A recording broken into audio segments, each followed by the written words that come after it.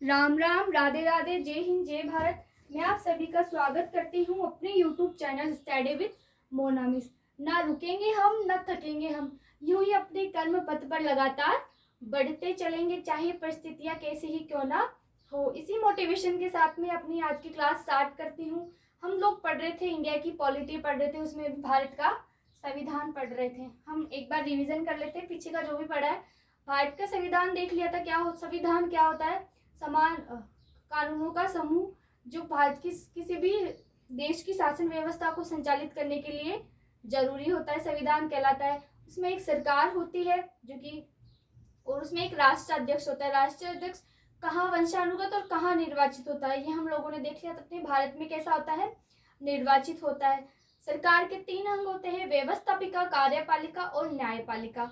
ये देख लिया था। संविधान के प्रकार देखे थे, लिखित, अलिखित, कठोर, लचीला संविधान, ये देख लिया था अपन ने। निर्मित और विकसित होता है, ये देखा था। फिर हम देख रहे थे संविधान का इतिहास। संविधान का इतिहास, इसमें हम लोगों ने देख लिया था 1773 का रेगुलेटिंग एक्ट। 1773 का रेगुलेटिंग एक्ट देख लिया था। इसमें हम लोगों ने देखा था कि ये क्या था, कि ब्रिटिश संसद द्वारा भारत में बनाया गया ये पहला कानून था यहाँ की शासन व्यवस्था को संचालित करने के लिए। और इसी एक्ट के तहत बंगाल के गवर्नर जनरल का पद स्थापित किया गया। पहले क्या हुआ करता था, एक बंगाल, मद्रास और बॉम्बे में गवर्नर हुआ करता था। अब क्या कर दिया, बंगाल में गवर्नर जनरल बना दिया गया, और जो बॉम्बे और मद्रास का गवर्नर था उसको बंगाल के गवर्नर जनरल के अधीन कर दिया गया। मतलब अब बॉम्बे और मद्रास का जो गवर्नर था वो बंगाल के गवर्नर जनरल से पूछ के काम करेगा, साहब जी में ये काम कर लो, साहब जी में वो काम कर लो, इस तरीके से। तो और इसी एक्ट के तहत क्या किया गया था, सुप्रीम कोर्ट की स्थापना करी गई थी पहली बार। कब करी गई थी? 1774 में। कहाँ करी गई थी? कोलकाता में। और उसके जो चीफ जस्टिस थे वो कौन थे?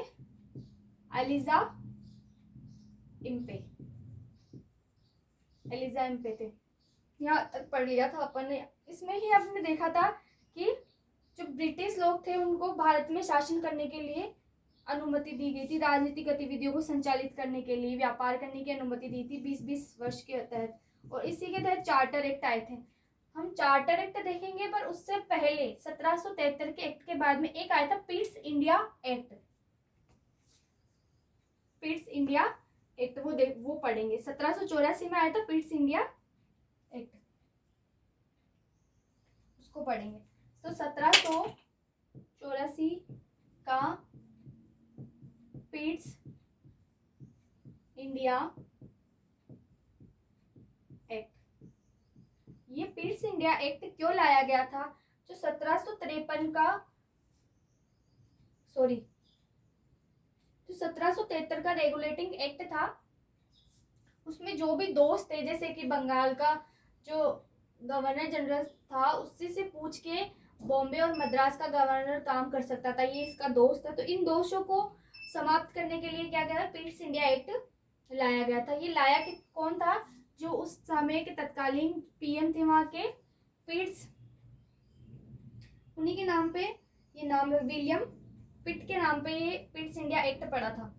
और इसी के तहत क्या किया था, जो भारत की व्यापारिक और राजनीतिक गतिविधियां थी उनको क्या कर दिया, पृथक पृथक कर दिया। तो इसके लिखेंगे 1784 के 1784 में रेगुलेटिंग एक्ट के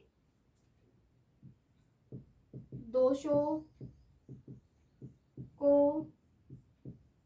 दूर करने के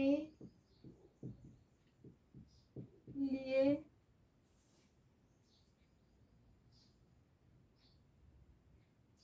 उस समय के ब्रिटिश पीएम कौन थे? विलियम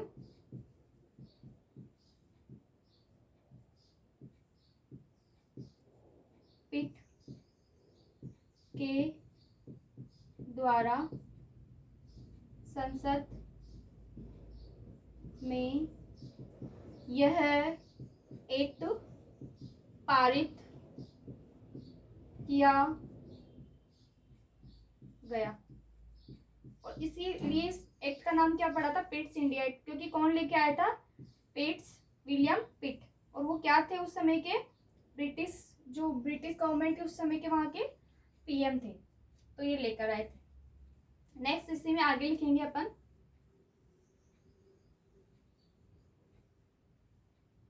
इसी में आगे लिखेंगे इस एक्ट के तहत भारत में व्यापारिक तथा राजनीतिक गतिविधियों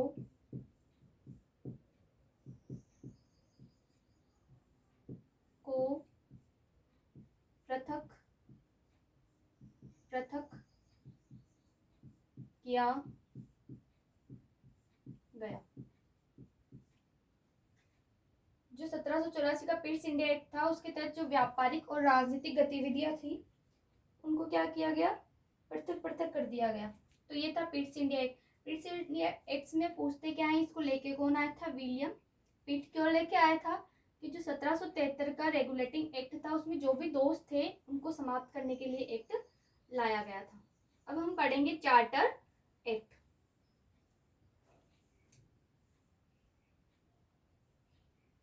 सत्रह 1813 का चार्टर एक्ट, ये क्या था? जो ब्रिटिश ईस्ट इंडिया कंपनी थी, वो पहले क्या करती थी? सिर्फ जो इंग्लैंड, जो ब्रिटेन था, उसकी सिर्फ ब्रिटिश ईस्ट इंडिया कंपनी को ही सिर्फ भारत में जो क्या करती थी? व्यापार करने का अधिकार था। उसके अलावा जो ब्रिटेन में और कंपनियां थी, ब्रिटेन की जो और कंपनियां थी, तो वो भारत आके व्यापार नहीं कर सकती थी, सिर्फ ब्रिटिश ईस्ट इंडिया कंपनी ही कर सकती थी। फिर क्या हुआ? धीरे धीरे ब्रिटिश ईस्ट इंडिया कंपनी है उसका एकाधिकार समाप्त कर दिया गया। ब्रिटिश ईस्ट इंडिया कंपनी का एकाधिकार समाप्त कर दिया। सिर्फ ये चाय और चीन के साथ व्यापार कर सकती थी। 1813 का जो चार्टर एक्ट लाया उसके तहत क्या किया? इसके जो भी व्यापारिक एकाधिकार थे वो क्या करे? समाप्त कर दिए गए ब्रिटिश ईस्ट इंडिया कंपनी के। सिर्फ वो चाय और चीन का व्यापार कर सकती थी, मतलब चाय और चीन के साथ व्यापार सिर्फ ब्रिटिश ईस्ट इंडिया कंपनी कर सकती, जो अदर कंपनियां थी ब्रिटेन की वो नहीं कर सकती थी। ब्रिटेन इस एक्ट के बाद में जो चाय और चीनी के अलावा, चीन के साथ व्यापार के अलावा और व्यापार जो है भारत के साथ ब्रिटेन की कंपनी कर सकती थी। ये हुआ। और दूसरी बात क्या हुई कि एक विधि आयोग, शिक्षा, ईसाई धर्म का प्रचार किया गया। ईसाई धर्म का प्रचार किया गया। ये खुद ईसाई थे अंग्रेज, तो इन्होंने ईसाई धर्म का प्रचार किया। और एक अच्छा काम इन्होंने किया, शिक्षा पर है, शिक्षा पर प्रतिवर्ष 1 लाख रुपए खर्च करेंगे। तो ये 3 चीजें हुई इसमें। ब्रिटिश इंडिया कंपनी का एकाधिकार क्या पूर्णतः समाप्त कर दिया गया था? पूर्णतः नहीं किया गया था, आंशिक एकाधिकार समाप्त किया गया था। एकाधिकार समाप्त। तो क्या क्या हुआ था? ब्रिटिश ईस्ट इंडिया कंपनी का चाय और चीन के अतिरिक्त जो भी एकाधिकार था भारत में व्यापार को लेकर, उसको समाप्त कर दिया गया था। जो ब्रिटेन की अदर कंपनियां थी वो भी अब यहाँ पे व्यापार कर सकती थी। इन्होंने एक अच्छा काम क्या किया कि शिक्षा पर प्रतिवर्ष 1 लाख रुपए का खर्च करने का प्रावधान किया और ईसाई धर्म का प्रचार किया। तो ये किया इन्होंने। तो हम लोग लिख लेते हैं 3 बातें।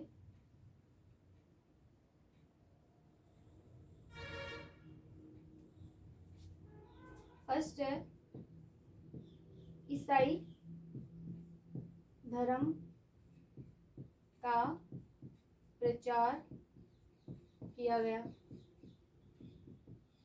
नेक्स्ट है शिक्षा पर प्रतिवर्ष 1,00,000 रुपए खर्च करने का प्रावधान किया गया। शिक्षा पर 1,00,000 रुपए का खर्च करने का प्रावधान किया गया। नेक्स्ट है ब्रिटिश ईस्ट इंडिया कंपनी का चाय व चीन के साथ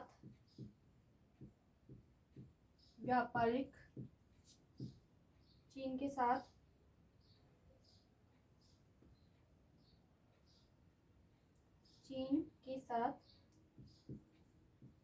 व्यापार को छोड़कर एकाधिकार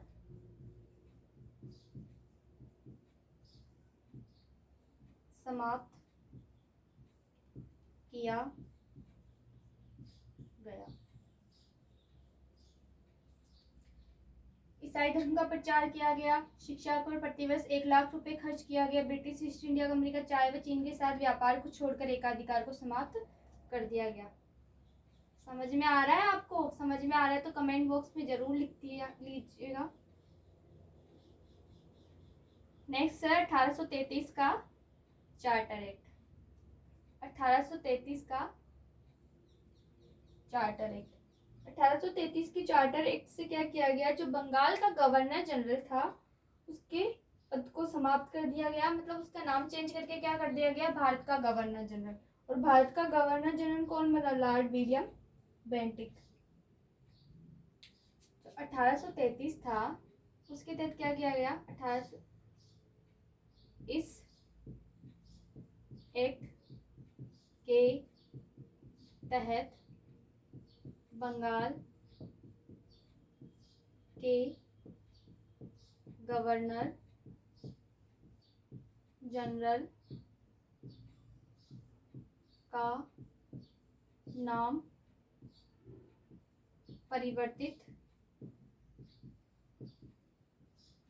करके भारत का गवर्नर जनरल कर दिया गया। भारत के जो फर्स्ट गवर्नर जनरल कौन थे, फर्स्ट गवर्नर जनरल कौन बने, William Bentinck. William Bentinck, Lord नहीं, सिर्फ विलियम बेंटिक। इतना सम्मान इनको जमता नहीं है बिल्कुल भी। नेक्स्ट है, इसके तहत क्या किया गया था, एक विधि आयोग की स्थापना करी गई थी। विधि आयोग की स्थापना की गई, जिसके हेड थे, जिसके अध्यक्ष बनाए गए थे मैकाले। इसके अध्यक्ष कौन थे, मैकाले।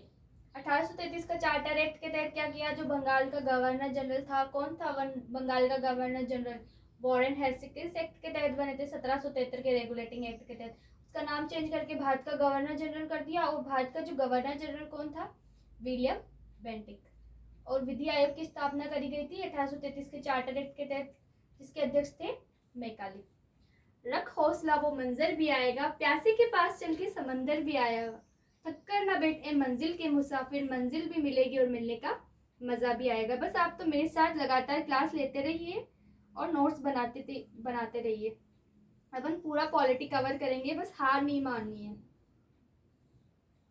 अब पढ़ेंगे 1853 का चार्टर एक्ट।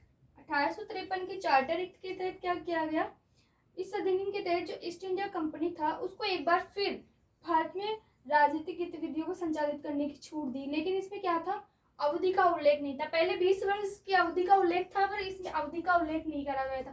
भाई हमको पसंद नहीं आया तो तुमको हटा देंगे, हम तुमको अनुमति नहीं देंगे। अगर आप हमारे अकॉर्डिंग काम करें तो ठीक है, नहीं तो जय सिया राम। तो इस एक्ट के तहत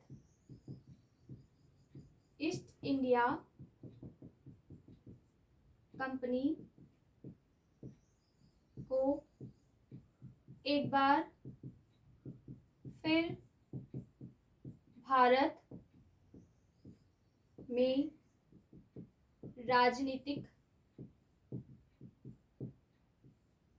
गतिविधियां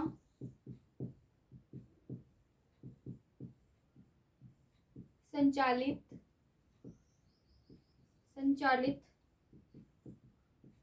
करने की अनुमति दी गई। परंतु क्या था इसमें, परंतु इसमें अवधि का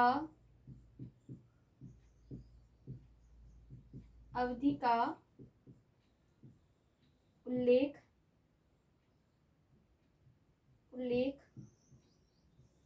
नहीं था। भाई हम जब मर्जी होंगे, जब आपको ये अधिकार ले लेंगे।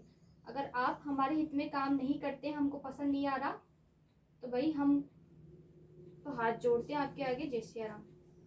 पर ये तो क्या थे, ढीठ थे एक नंबर के, जाने वाले थोड़ी ना थे, बड़े मुश्किल से गए थे अपने भारत से। अब पढ़ेंगे 1858 का चार्टर एक्ट हो गए अपने यहाँ पे। 1858 का भारत शासन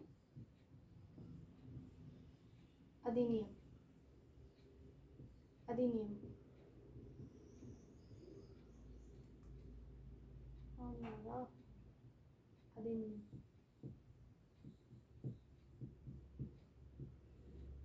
1858 का भारत शासन अधिनियम।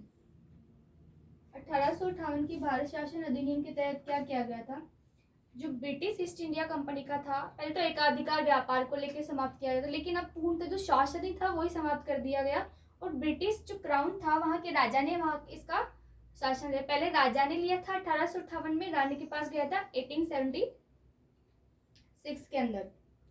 और उसकी जो भारत का गवर्नर जनरल था, उसका पदनाम फिर से परिवर्तित करके वायसराय कर दिया गया। और वायसराय कौन था, क्या क्या किया गया, देखो। जो भारत का गवर्नर जनरल था, उसको क्या कर दिया, वायसराय कर दिया। जो ब्रिटिश ईस्ट इंडिया कंपनी थी, उसका शासन क्या कर दिया, समाप्त कर दिया गया। और जो इसका जो शासन ले लिया, शासन किसने ले लिया, भारत का शासन किसके हाथों में चला गया, ब्रिटिश क्राउन।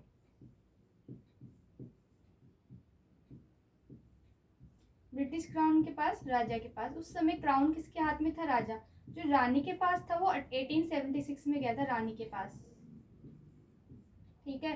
और इस एक्ट के तहत क्या किया गया, एक भारत सचिव मतलब मंत्री पद स्थापित किया गया, सचिव या मंत्री पद। इसी सचिव के अंडर में क्या है, वाइसराय काम करता था। और भारत का पहला जो वाइसराय था वो था कैनिंग। और जो भारत का पहला सचिव या मंत्री था, लॉर्ड एडवर्ड स्टैनले। कौन था, लॉर्ड एडवर्ड स्टैनले। ये एडवर्ड स्टैनले था। तो ये कैनिंग एडवर्ड स्टैनले को बोलता है, साहब जी मैं क्या काम कर लूँ, साहब जी ये मैं काम कर लूँ। मतलब वायसराय भारत सचिव के अंडर में काम करता था। और ये भारत सचिव इसकी रिपोर्ट कहाँ भेजता था, ब्रिटेन की जो क्राउन, ब्रिटेन की संसद थी, वहां पे भेजता था। तो आई होप यहाँ तक समझ में आया होगा आपको। इसको हम लिख लेते हैं अच्छे से।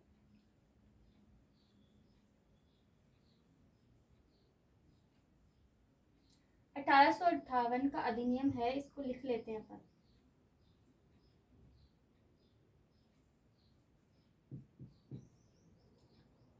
इस अधिनियम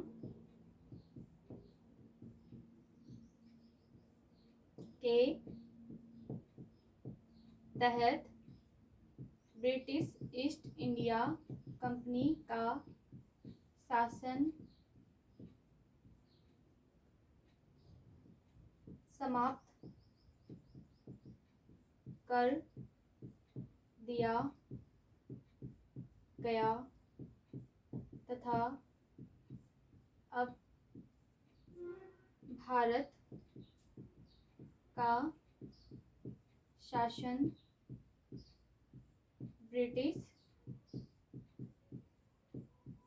क्राउन ने ले लिया था।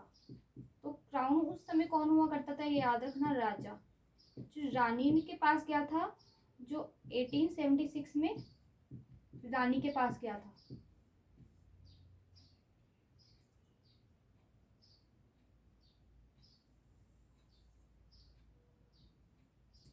वायसराय का पद स्थापित किया गया। वायसराय जो भारत का गवर्नर जनरल था, उसका नाम ही चेंज करके क्या कर दिया, वायसराय पद स्थापित किया गया। फर्स्ट वायसराय कौन था, Canning is the first viceroy थे भारत के। फिर आगे हैं नेक्स्ट,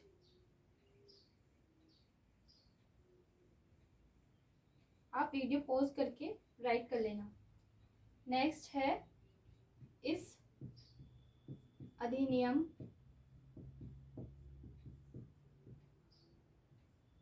के तहत भारत सचिव या मंत्री पद स्थापित किया गया। फर्स्ट सचिव कौन थे भारत के, फर्स्ट मंत्री कौन थे, एडवर्ड